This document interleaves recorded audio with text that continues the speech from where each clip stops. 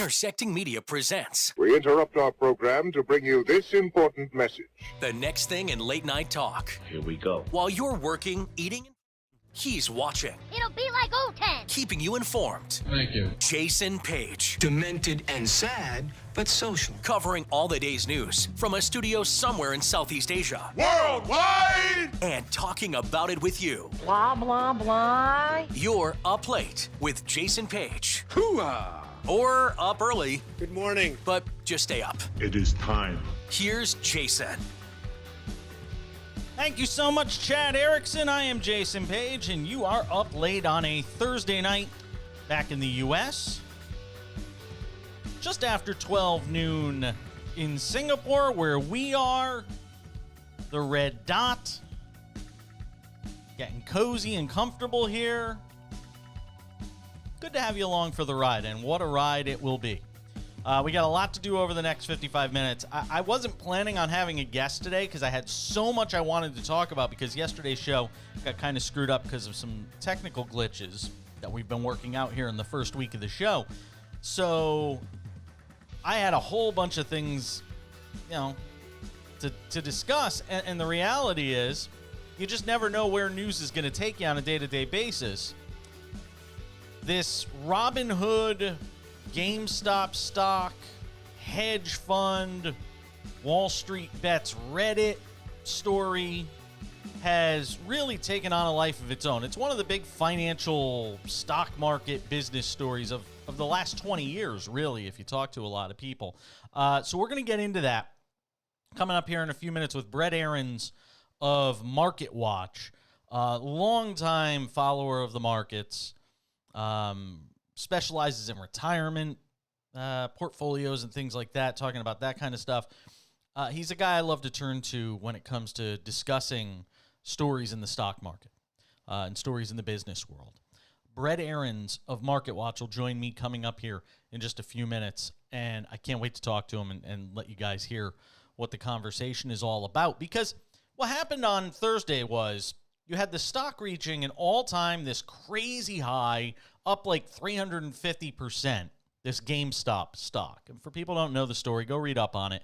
A lot of people have been jumping off the sideline. People that aren't even necessarily into the stock market have been jumping in with this Wall Street Bets Reddit feed. And they've decided to go in and buy stocks based on the advice of people that are kind of playing in the game a little bit. And one of them was GameStop, which the stock, I think at one point a few weeks ago, was $17. And the hedge funds, the guys making all the money, usually, not in this case, they've lost a ton, they were short selling. And Brett Arends will explain what that was all about. They were basically betting on GameStop stock to tank, and then they would make money the other way. It's the equivalent of a guy going to the craps table and betting on everybody at the table to lose their money. It's the guy that goes to the craps table and puts it on don't pass, or puts it on is betting on 7 to come out at the table. That's essentially what you had going on here. But then a bunch of community people in this Reddit feed get together and say, no. We want to get the hedge funds this time. We're going to bet on GameStop to go up. So we're all going to buy the stock. And they did. And the stock kept going up and up and up and up until it was like $340 or $350 a share. And then the fun had to stop because the hedge funds were getting their asses kicked. And Robinhood, which is supposed to be about stock trading for the little guy, Robinhood decided on Thursday, you know what, we're going to halt trading on GameStop, AMC, Best Buy, a whole bunch of other stocks that these Wall Street Bets guys on Reddit were telling everybody to buy. And the hedge funds were getting destroyed as a result of this. And now a lot of people are looking at Robinhood and saying, what gives? You're supposed to be about protecting the small-time investor, the guy just trying to make a few bucks. You're supposed to be protecting that guy, and now you're telling them they can't buy the GameStop stock, and all they could do is sell it, which caused the price to tank today. It went down to $144 or $145. Now it's gone up in after hours trading, but a lot of people probably lost a lot of money. And it probably allowed for some of those short sellers to finally close their short sells and at least get out with less of a loss than they would have accrued had the stock continued to climb. So I want to get into it because here's the reality, folks. We live in an age of distrust, at least as far as the United States is concerned. We live in an era of misinformation. We live in a time where 47% of people surveyed recently said, yeah, you know what, that COVID vaccine, even though it's going to kill 500,000 people by, the end of February, even though it's going to kill 500,000 people, yeah, I don't trust that COVID vaccine. Why? Because you have anti-vaxxers. Why? Because you have misinformation being put into the ethos. And as a result, you have people that don't want to get involved in the stock market. They don't want to get involved in vaccines or don't want to take vaccines. They think it's bad. They think it's dangerous. They think it's going to harm them. When in reality right now, it's something that could save your life in the case of COVID. So we live in this age of mistrust. Well, the election was rigged. 70% of Republicans still think Donald Trump was the rightful winner and Joe Biden didn't really win the election. We live in an age of mistrust. People storming the Capitol. We don't trust our police. These are all just pieces of this era of mistrust. Mistrust in government, mistrust in each other. And when you see a story like this, one of those areas where you think, well, maybe I can get ahead is the stock market. Well, now you can't trust that because the people helping to run the game are rigging it in favor of these hedge funds that were getting destroyed as of earlier in the day. So what does it all mean? What does it all mean for you? What does it mean for people who are playing in the markets? What does it mean if you're trying to be one of those people that gets ahead? If you're somebody that had stock in Gamestop, what does it mean for you? That's one of the many questions we're going to try to answer today with Brett Arends, who does a great job with Marketwatch. Somebody I've always trusted when it comes to anything related to the markets. I had him on my show out in Palm Springs a number of years ago, and he was really a pleasure to talk to. So we bring him in and get a sense for, he wrote a great column on this, by the way, as well today, to sort of give us a sense of where all this lies.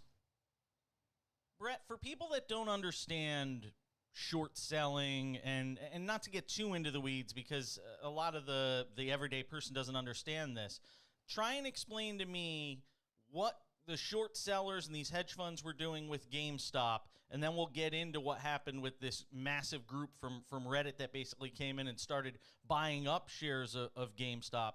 Try and break that down a little bit for the audience. Right, yeah. A lot of financial journalists overcomplicate this. They try and explain how a watch works rather than just telling you the time. Ordinarily, you buy a share because you hope it's going to go up in price. You buy Apple at $100, hoping it's going to go to $200. There are technical ways of basically doing the same in reverse. Selling a share at $200, betting that it's going to go down to $100 to make a profit. So it's complicated. It involves borrowing shares and selling shares you don't own and all sorts of stuff. That doesn't matter. That is like, the mechanics inside the watch. What it means is that essentially hedge funds, lots of hedge funds, lots of speculators with billions of dollars were betting. They were basically betting effectively with borrowed money that GameStop, the stock, would fall and would keep falling. So they had huge bets that this thing was going to keep going down. It's just like betting a share is going to go up, but in reverse. So they were betting it was going to go down. The problem with that is, for technical reasons, it leaves you a bit exposed because you've basically sold shares that you don't already own. You're hoping to buy them back later. So you sell a share at $100 saying, I'm going to buy it back at $10 next month, right? But you don't own the share. So what happened is you are vulnerable to what's called a short squeeze. And this is not the first short squeeze. This has gone on. A friend of mine, I was telling her go and read a classic Wall Street book called Reminiscences of a Stock Operator. It's a great read. It's an airplane book. I mean, it is literally a book you can read on a long distance flight. It is a page turner. It's a memoir of a guy called Jesse Livermore 100 years ago who was a stock operator, and he was famous for betting against the market, betting on things going down, on short selling. The problem is, if you are making that bet, you are vulnerable to a concerted push in the other direction. What happened is all these Redditors got together and they started buying up the stock, and there were tons and tons of them. And it's a bit like a tweet storm. It's like, on this tweet storm, somebody says something unfortunate on Twitter, and a million people, all suddenly pile on. All these people on Reddit suddenly jumped in and started buying the shares, and they were pushing it up, and so they bought more. And then suddenly, these hedge funds who had made this bet on the stock going down were suddenly exposed. They've suddenly like, we're losing money. We're betting, we've basically bet with borrowed money that the stock is going to fall, and it's rising. It's going against us, and we're in trouble. We could go bankrupt. Suddenly, we could owe lots of people stock that we don't own. So essentially, it was they were overstretched, and these Redditors got together and drove them back. And the hedge fund guys got into all sorts of trouble, and they had to close out their positions. They lost tons. They lost billions in some cases. And it's a fascinating story. It's one of the most remarkable stories I can recall. And it is sort of, I think, the first time I have really felt we are now back in the madness that I remember from the dot-com bubble of 1999, 2000. This is one of those stories. People were saying, for years, ever since the dot-com crash in 2000, people were saying, oh, are we back in another bubble? You had to live through it to know how insane it was at the time. It was absolute madness. It was one of those things you'll never forget. Things you could tell your it's like watching Tom Brady going to the Super Bowl. You'll be telling your grandkids about this. So this and Bitcoin are two of the things which we are now in wacko market bubble territory. And you're in a bubble because crazy things start happening. You're at the edge of the space-time continuum, and all sorts of weird things happen. All right, so Brett, we're talking with Brett Arends of Marketwatch. Explain the Robinhood element of this. I just watched Vlad Tenev in an interview on one of the cable news networks trying to explain away the decision for Robinhood, which is supposed to be about the little guy. It's supposed to be about the everyday man and about, hey, even you can go and trade in stocks and make tons of money, and this is great. Well, now today, they shut down a number of stocks, one of them being Gamestop.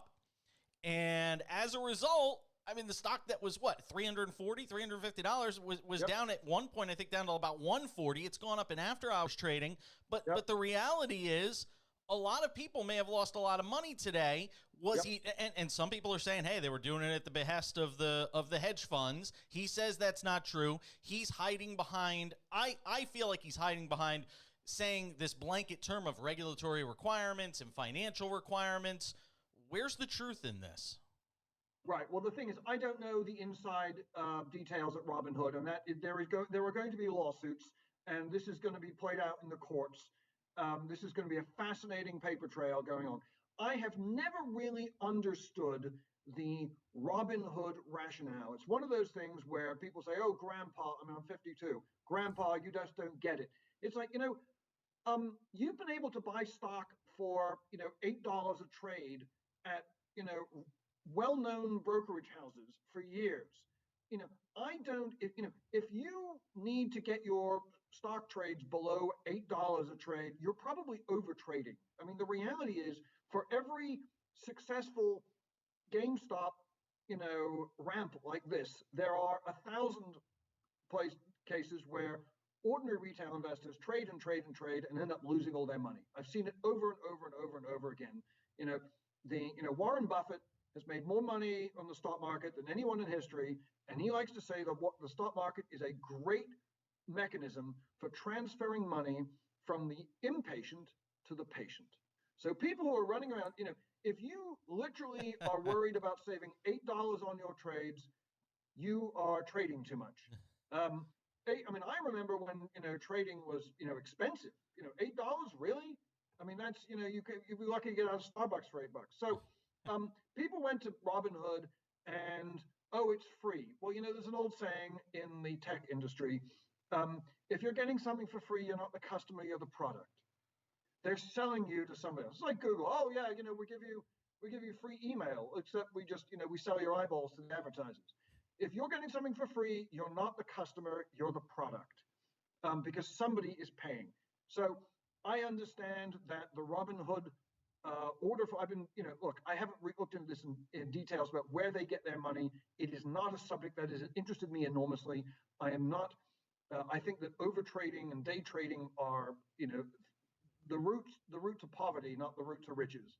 So I don't know what was going on with Robinhood and why they did this. There are going to be lawsuits.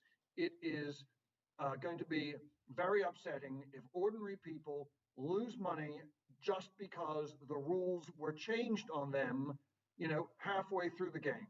That is going to be very, very upsetting, and that's going to be a legal issue. In terms of... Could the SEC get involved? Yeah, everyone's involved in this. Everyone's involved in this, and I am not sure that they need to be. I'm not saying... Wow. I don't want to be... there is a tendency these days where everyone has a strong opinion whether they know everything or not. I'm not saying I know that they don't need to be. I'm saying I am not convinced yet that this needs a heavy regulatory hand. What you have is a bunch of people on Reddit who have essentially done to hedge funds what hedge funds have been doing all the time. Tucker Carlson, interestingly enough, did a whole thing this evening. I saw it. On Fox. Yeah, on Bill Ackman. And he was absolutely right. And I have seen hedge fund managers go on CNBC and talk about how Bitcoin is going to the moon and they're long Bitcoin. And it was interesting. I wrote this article today just basically giving people advice. I wish them the best. Somebody said you have to disclose your position. Let it be very clear here. I am absolutely, strictly, and utterly forbidden in any shape or form from ever holding any stock that I'm writing about or having any position. If I was long or short of GameStop, I would not write about it in a million years. I mean, this idea, what's your position? It's like, look, these hedge fund managers go on and say, buy or sell stuff that they're talking their book. When I write about something, I have no interest. So I saw about, Bill Ackman, and I've seen this with hedge fund managers about Bitcoin. They do this all the time. And, suddenly a bunch of Redditors do it, and they're all out in, look, it's out in the open. It's up there on a chat room. If it was a closed chat room, a closed email chain, there would be a stronger argument for saying this is secret collusion. But I'm not sure that people doing this out in the open constitutes, market manipulation that has to be cracked down on. If they have to crack down on this, why weren't they cracking down on the hedge fund managers going on CNBC talking their book? Why are they cracking down now? It's here in the U.S. It's suddenly become very political. Yesterday, I was amazed. I saw Chris Cillizza at CNN had suddenly made this about Trump.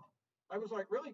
I mean, I don't know what those guys at CNN are going to do when if Trump doesn't run for office again.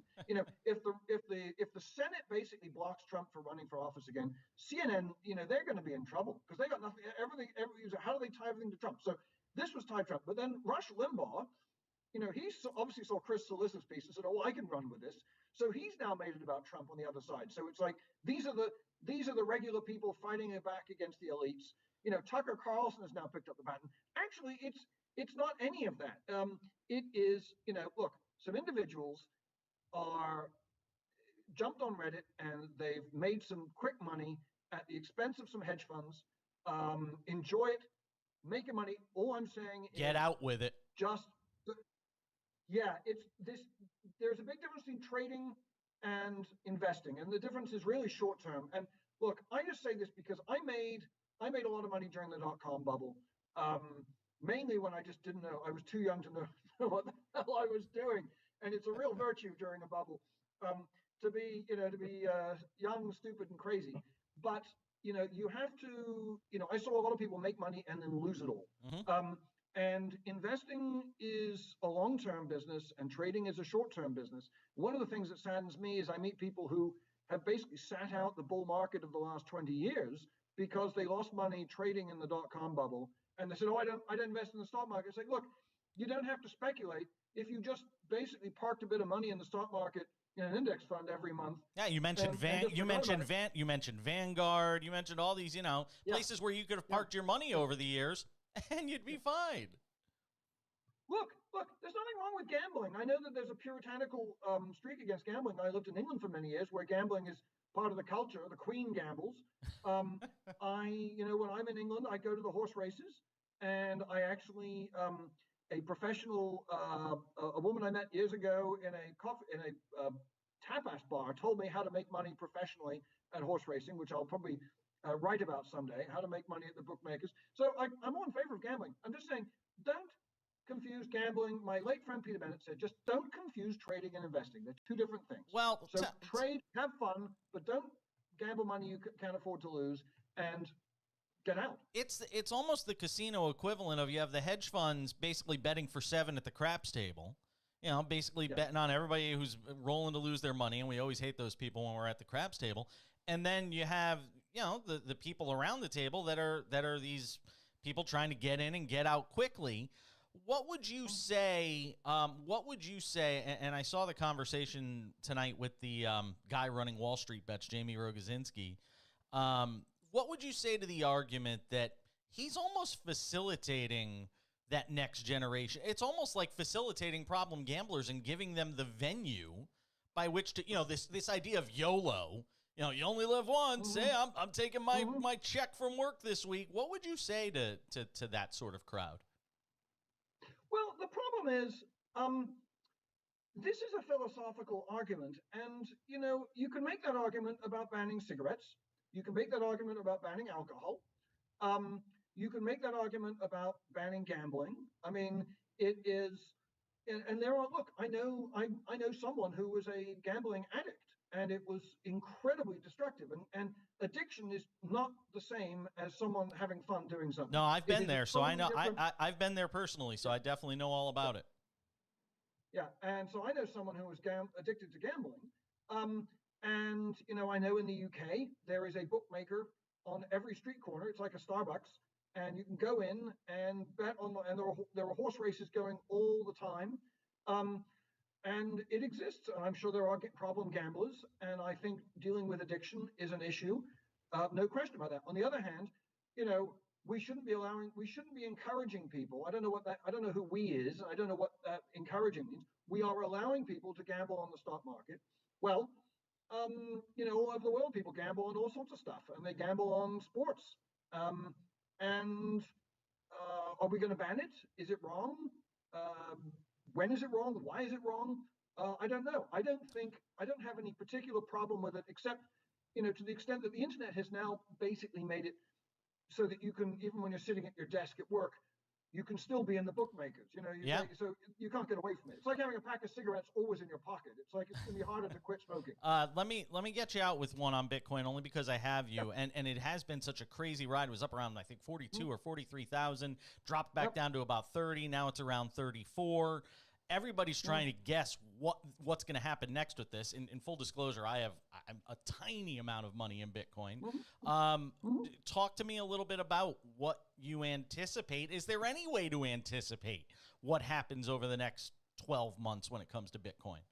Bitcoin is a perfect illustration of what I was saying earlier about investing and trading. And for the benefit of people at home, this is not just something I've made up. This is something taught to me by investors. I have known money managers who've had decades of successful experience in very, very turbulent markets. Bitcoin is, or has been, an excellent trade. If you follow the momentum, when it started to rise, if you bought a bit and it rose, and then you bought a bit more and it bought a bit more, you were making a lot of money short term. It's been an excellent trade, and if you want to follow the trend and bet on it, short-term moves, dive right in. I have no opinions. As an investment, I wouldn't touch it with a 100-foot pole. And I know I get all sorts of people so angry at me at this. It has no value whatsoever. I'm really sorry.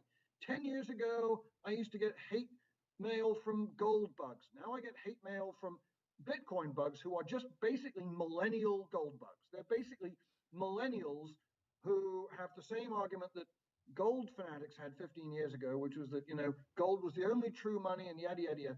Ultimately, Bitcoin does not have any value that I can see whatsoever. It is, if I can actually see a value, a utility to gold as a currency. If, holding gold, it is something that, no one can take away from you. It is virtually indestructible. You can take it out of the country if it collapses, et cetera, et cetera, et cetera. I can put Krugerrands in my suitcase here in the United States, travel to Singapore, go to a street trader, someone in Singapore, and sell my Krugerrands for local currency. I can do that anywhere in the world. Yes, I can do that with Bitcoin. I could do that with Ethereum. The differences are that there is so much volatility, and I just don't see any particular utility. What do I get from Bitcoin that I don't get from anything else? I mean, people say, well, it disintermediates the banking industry. Look, 10, 20 years ago, it cost a lot of money to transfer. If you wanted to send money from America to England or America to Singapore, you paid a lot in banking fees. Now you pay nothing. Now you pay, 1%. You'd be lucky to get less than 1% volatility in Bitcoin. I don't see any great utility in it. As far as I could understand, during the first cryptocurrency bubble a few years ago, that actually, if you actually wanted a cryptocurrency that was useful, you needed to hold Ethereum, which was using a later technology. All these new coin offerings that came out, the ICOs, they all said, oh, you have to invest using Ethereum. You can't use Bitcoin. Bitcoin doesn't work. It's like, well, you know what?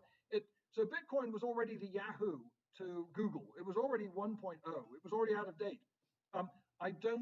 It generates no income. It has no utility that I can find. I keep asking Bitcoin fanatics, Bitcoin supporters, what's the utility? Why do people need Bitcoin? And I never get an answer. I get, well, it's really good technology. Well, that's great, but that doesn't make it value.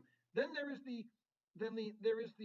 Afghan goat herder argument. This is the latest one, which is, oh, it's going to bring banking to the unbanked. So basically, Afghan goat herders, in the tribal territories where there are no banks, are going to keep all their money, in Bitcoin on their iPhone. I mean, really? Now I can imagine he might go for Krugerrands, but Bitcoin, Ethereum, Ripple. I mean, Yeah. But look, so short-term trade, follow the trend. Long-term investment, I wouldn't touch it with a 10-foot pole. Doesn't mean I know it's going to zero, but I wouldn't touch it with a 10-foot pole. Brett, always great to talk with Brett Arends. Gave us some terrific insights today on the controversy involving GameStop, Robinhood, these people on Wall Street bets on Reddit. And there's going to be litigation. You can count on it. There's going to be litigation. There's going to be people that class action lawsuits. There's already been a couple. Could the SEC get involved? That remains to be seen, but it's certainly something that is possible. This is going to get very interesting very fast. All right, coming up in a couple of minutes, I want to give the GOP and the Republican Party one last off-ramp. You could still save the party. It might mean short-term pain, but it could mean long-term gain.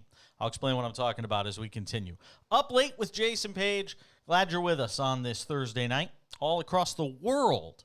Twitch, Facebook Live, Twitter, YouTube, you name it. We're on all of them. Stay with us.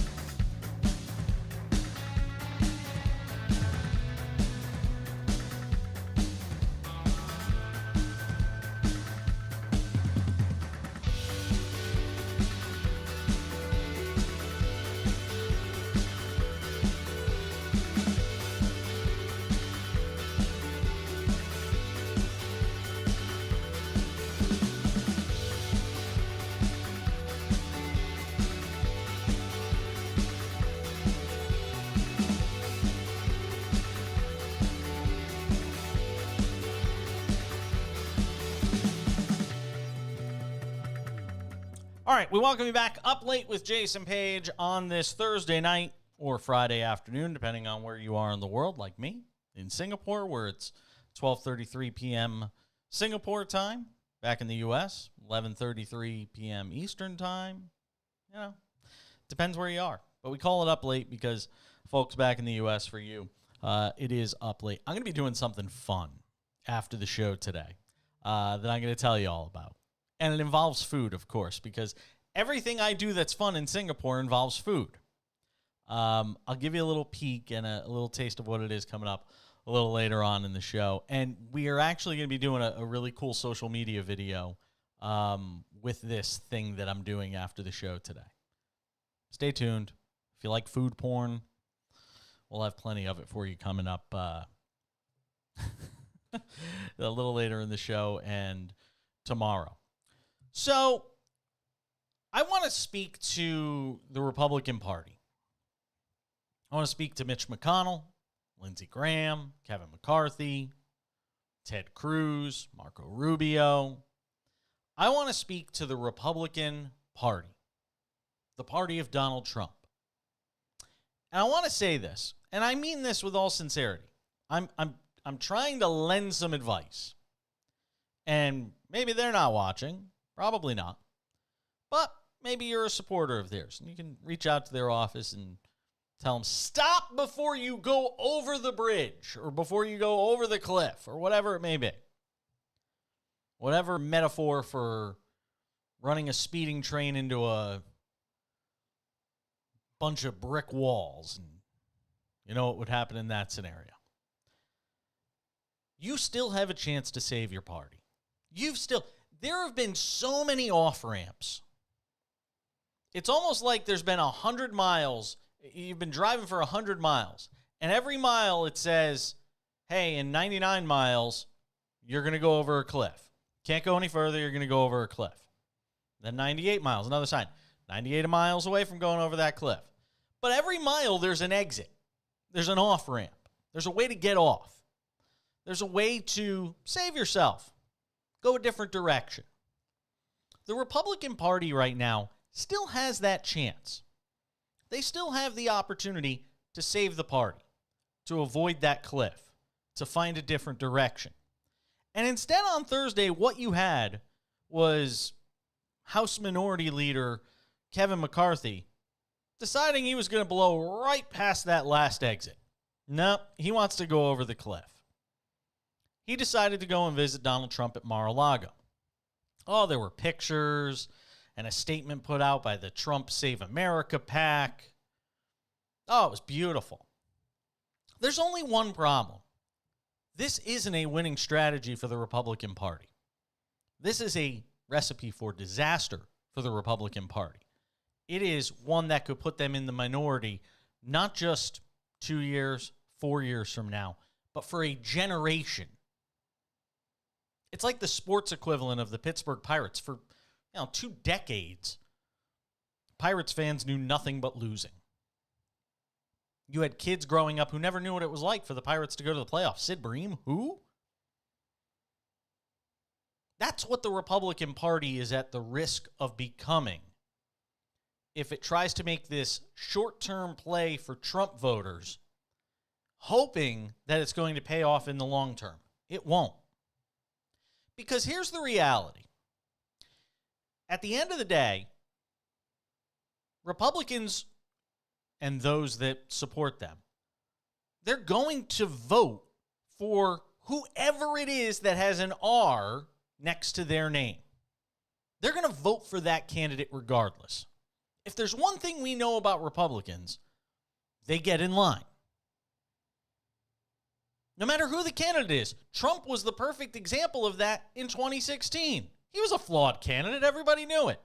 They still turned out in big enough numbers to have him beat an establishment candidate like Hillary Clinton, not to mention all the other Republicans that he was able to take out in his path of destruction to the presidency. But now, it's obvious the Trump strategy, while helpful in 2016, and look, you got your Supreme Court justices, you got your tax cut for the rich that went through. You dismantled some of Obamacare. Got your federal judges. You got some of your wall built, even though Mexico didn't pay for it.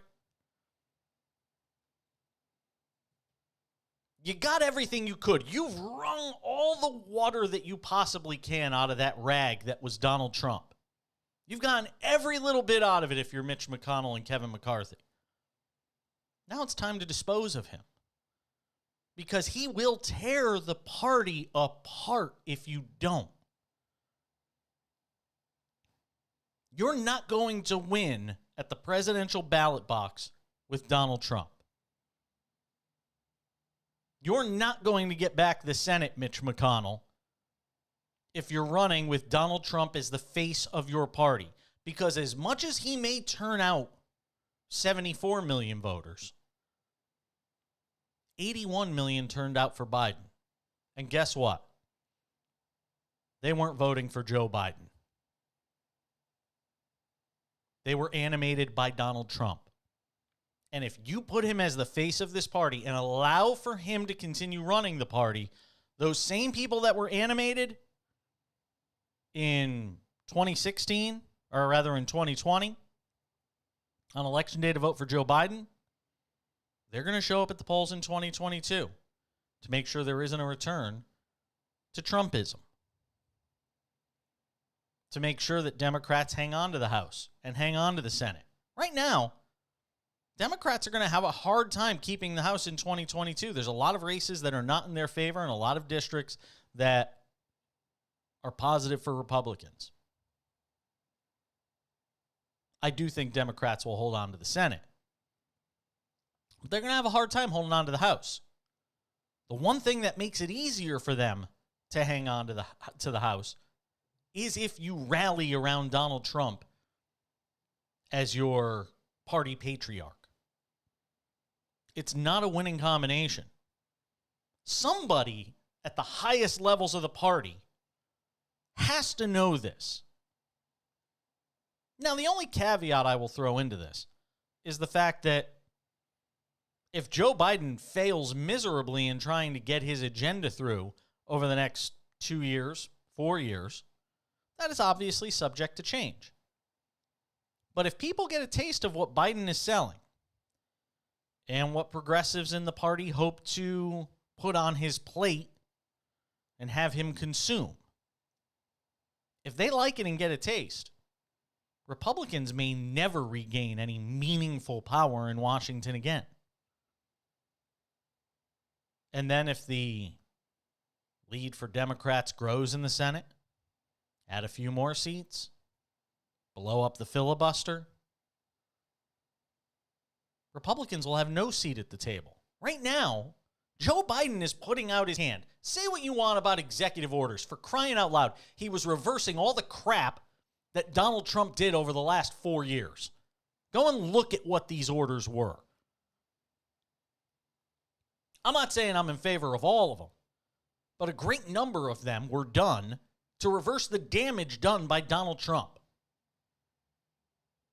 And guess what? Trump tried to erase everything Barack Obama did for 4 years. So don't give me this crap about, well, Biden's not lending a hand. He's not extending a hand of friendship because he's doing all these terrible things. He's putting a thumb in the eye of Republicans and the 74 million who voted for blah, blah, blah, blah, blah.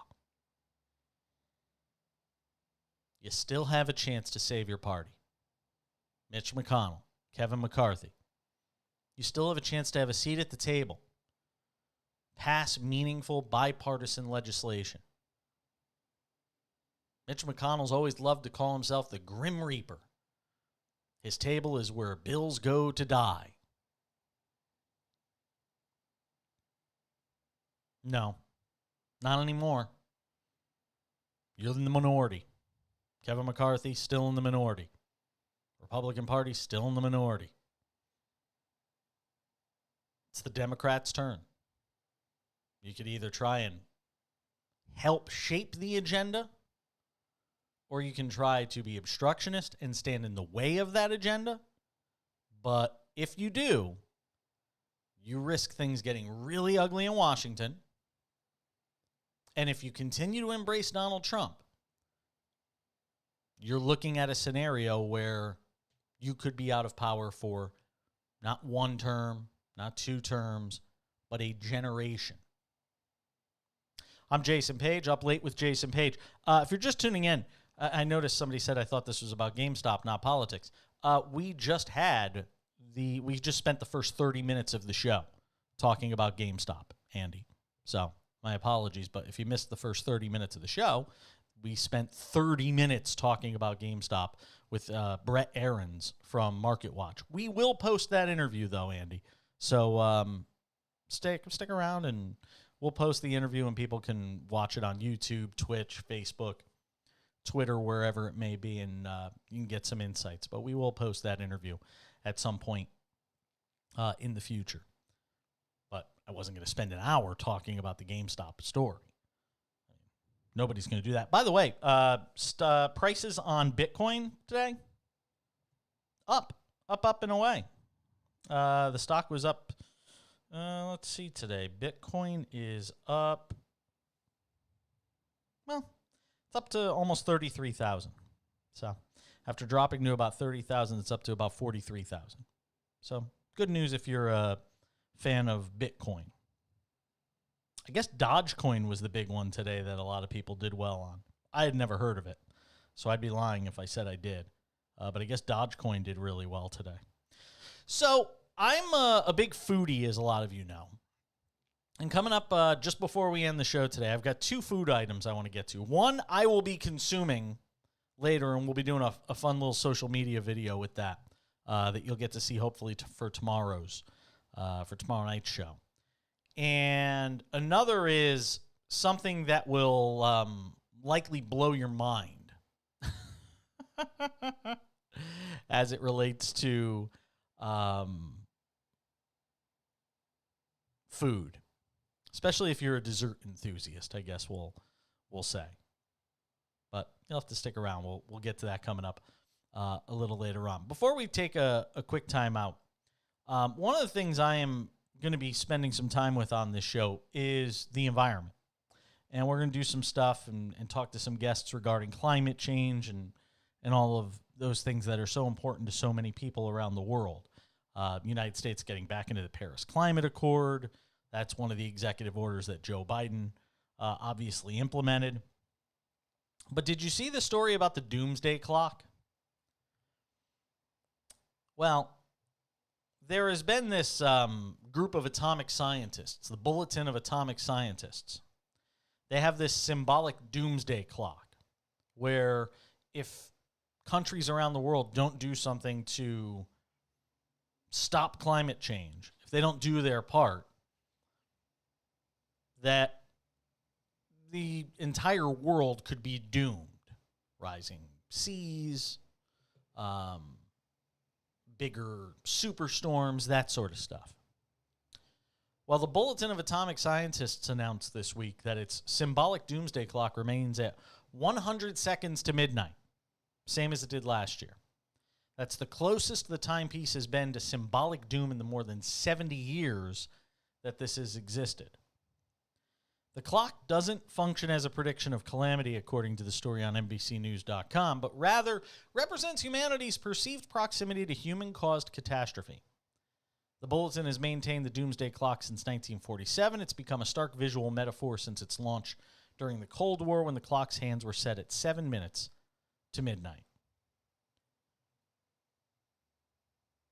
Rachel Bronson is the president and CEO of the Bulletin of Atomic Scientists, says the pandemic has functioned as a historic wake-up call, and one that revealed how many governments and international organizations are unprepared to handle complex and dangerous challenges. Sounds like where we are in the world. 10 seconds. 10 seconds. No, 100 seconds to midnight. That's where the clock is right now as far as the doomsday clock is concerned. The Baseball Hall of Fame has answered Curt Schilling. I want to talk about that, and also some food porn I want to talk about and show you. That's next as we continue. Up Late with Jason Page. Thanks for being with us.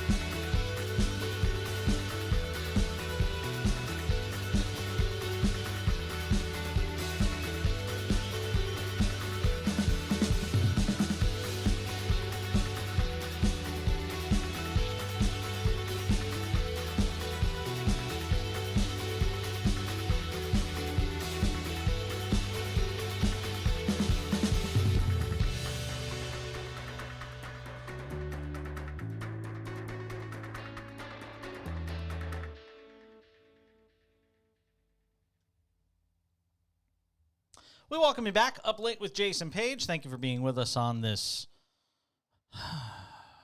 Thursday night. It's hard to believe. It's already the end of the week. In Singapore, we are on Friday. So it is the end of the week for us. It's kind of crazy how fast time flies here. I mean, I've already been in Singapore for over a month. I got here on December 24th. It's already January 29th. And we've already done a week of shows pretty much. So pretty wild. Coming up in a few minutes, food porn. It's a beautiful thing. Love the opportunity to share my food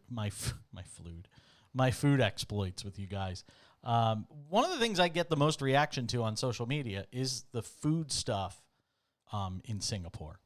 So it's going to be fun to sort of give you guys an opportunity, a peek at some of the neat food things here. There's one food thing going on right now in the fast food world that has a lot of people talking. I'll get to that coming up in a couple minutes as well. Let you guys take a look at a Sunday unlike any other. Get to that coming up here in a few. So one of the big stories in the sports world this week was Curt Schilling not making the Hall of Fame and asking to be taken off the ballot. Well, the Baseball Hall of Fame says that's not going to happen. He fell 16 votes shy of the 75% he needed to make it into the Hall of Fame. So Schilling has one more chance to get in next year. He doesn't want to be on the ballot, though. He shared a letter saying that he didn't want to be on the ballot and he would put it in the Veterans Committee's hands about putting him into the Hall of Fame, which is still a risk because I don't know if the veterans are even going to want to put him in. One of the reasons that some voters, the assumption is that some voters didn't put in Curt Schilling because of his political stances. Support of Donald Trump, his support in particular of the Capitol riots was something that didn't sit well with a lot of people, but the votes had already been cast, so it's not like he didn't get in because of that. But just as an example, Curt Schilling said of the riots at the Capitol, "You cowards sat on your hands, did nothing while liberal trash looted, rioted, and burned for Air Jordans and big screens. Sit back and watch, folks. Start a confrontation for expletive that matters like rights, democracy, and the end of government corruption," Schilling wrote at the time. Schilling said in his Facebook post regarding the Hall of Fame that he's at peace. "In my 22 years playing professional baseball in the most culturally diverse locker rooms in sports, I've never said or acted in any capacity other than being a good teammate. I've certainly been exposed to racism and sexism and homophobia, and it's part of who human beings are. I've played with and talked with gay teammates. I've played with wife beaters, adulterers, assaulted, drug addicts, and alcoholics. I've never hit a woman, driven drunk, done drugs, PEDs or otherwise, assaulted anyone or committed any sort of crime. But now I'm somehow in a conversation with two men who cheated, and instead of being accountable, they chose to destroy others' lives to protect their lie." Schilling continued, "I will always have one thing they will forever chase, a legacy. Whatever mine is as a player, it will be the truth and one I earned for better or worse. Having said all that, the media has created a Curt Schilling that does not and has never existed. It's one of the things that has allowed me to sleep at night. Not an ounce of that is to absolve of sin. Lord knows I've committed my share and will do so again. Never malicious, never to willfully or intentionally hurt another person. I was 100% accountable and still am." Mind you, this is the same Curt Schilling suspended from ESPN while at the Little League World Series after he sent out a tweet comparing Muslim extremists to Nazi-era Germans. Not a good look. He's also made comments on his Facebook page regarding transgender people that I won't even recite because of how awful they are. Baseball Hall of Fame says you're staying on the ballot, Curt. You're probably still not getting in next year. Your lack of humility when it comes to a lot of the things you have said in recent years is probably a big part of the reason why. All right, let's finish the show on an upbeat note. Some food porn. All right, McDonald's in China has garnered a lot of attention recently. The South China Post has the story about what is being called the Spicy Sundae. Want to see?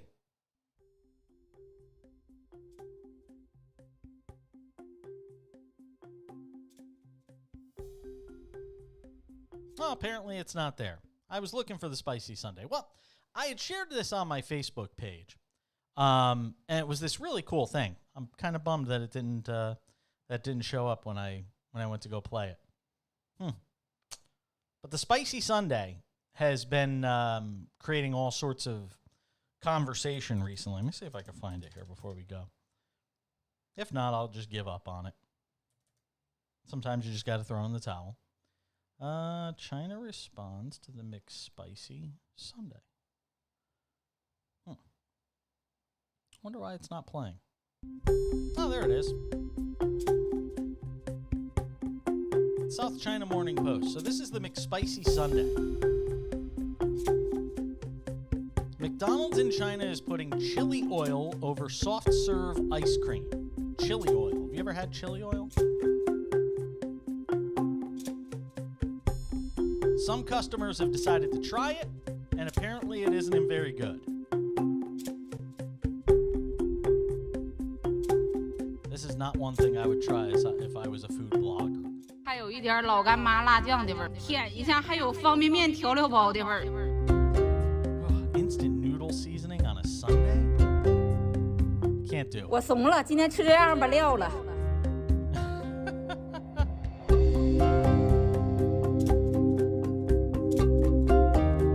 It just looks hideous. Thanks to the South China Morning Post for that. So I have decided today I am going to go and do something a little, I guess, food porn of my own, if you will. Here at the McDonald's in Singapore for Chinese New Year, they have something called the Prosperity Burger. And they have it in chicken form. They also have it in the beef form. And today I've decided I'm going to go. There it is. There it is. That is the, again, I've never really heard of it up until today, the Double Prosperity Beef Burger in honor of Chinese New Year. So you get 2 beef patties, some onions, sort of sauce, and curly fries, which is kind of cool. They call them Prosperity Twister fries. You can get a peach McFizz or a peach pie. After the show ends today, I'm going to go across the road. There's 还有 literally 一 a 点老干 McDonald's 妈辣酱的味儿， within 舔一下还 spitting 有方便 distance 面 of 调料 our 包的味 condo 儿。 here in Singapore. And we're going to go try the Prosperity Burger. And we're going to 我 report 怂了， back 今 to 天 you 吃 on 这 it. 样吧料 We'll 了。 see how it is. It should be fun. I'm looking forward to it. So there it is, the Prosperity, Double Prosperity Beef Burger. I need Double Prosperity today. And the Prosperity Chicken Burger. Maybe we'll get one of each and we'll try both of them and we'll see how they are. In the meantime, that's going to wrap up this episode of Up Late with Jason Page. Thank you for being with us today. I appreciate you stopping by. Thank you to Brett Arends for joining us as well of Marketwatch. If you miss anything from the show, just go to twitch.tv/intersecting media, and the shows are there. You can go watch them. If you missed any of the shows this week, they're there. Also, very excited to announce the Intersection podcast is back. Second season, long awaited. Next Monday on all of your favorite podcasting platforms, Spotify, Apple Music, Google Play, TuneIn. We're on all of them. Stitcher. The Intersection podcast from Believe. New season coming out next week. Can't wait. Look for updates on my Twitter feed at the back page. Follow me there. Follow us on Twitch, YouTube, the Intersecting Media page on YouTube, Intersecting Media page on Facebook. I'm on everything. Enjoy the rest of your Thursday night or Friday, depending on where you are in the world. We'll be back with you on Friday night in the U.S. Saturday afternoon in Singapore.